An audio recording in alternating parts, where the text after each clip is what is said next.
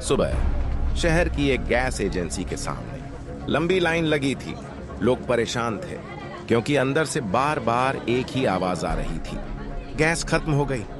धीरे धीरे ये खबर पूरे शहर में फैल गई। अब हर घर में एक ही सवाल था, आज खाना कैसे बनेगा।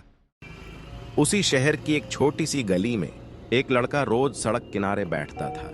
उसका नाम था टोंग टोंग। वो छोटे छोटे लकड़ी के गट्ट बेचता था, लेकिन शहर में गैस के जमाने में लकड़ी कौन खरीदता। लोग उसके पास से गुजरते हुए बस हल्का सा मुस्कुरा देते थे। कुछ लड़कियां तो मजाक में कहती, ये तो पुराने जमाने का बिजनेस है।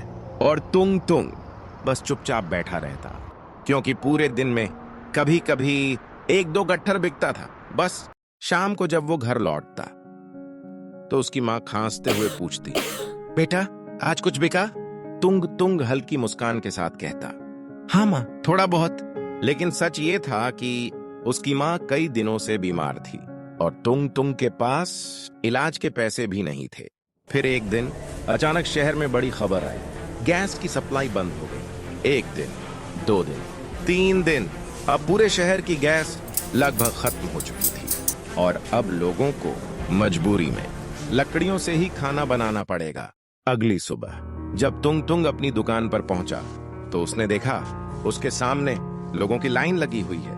वही लोग जो कल तक हंसते थे अब कह रहे थे, भाई जल्दी लकड़ी दे दो।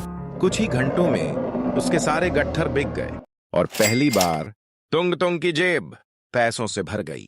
तुंग तुंग ने अगले 1-2 दिन तक लगातार लकड़ी बेची और धीरे धीरे पैसे इकट्ठे करता रहा। जब पैसे पूरे हो गए तो वह तुरंत अपनी माँ को डॉक्टर के पास ले गया। डॉक्टर ने इलाज शुरू किया। जब माँ की तबीयत थोड़ी ठीक हुई तो उन्होंने तुंग तुंग से पूछा, बेटा इतने पैसे कहाँ से आए। तुंग तुंग मुस्कुराया और धीरे से बोला, माँ जिस काम पर लोग हंसते थे आज वही काम आ गया। और उस दिन तुंग तुंग को एक बात समझ आ गई, कोई काम छोटा नहीं होता, बस सही समय का इंतजार होता है।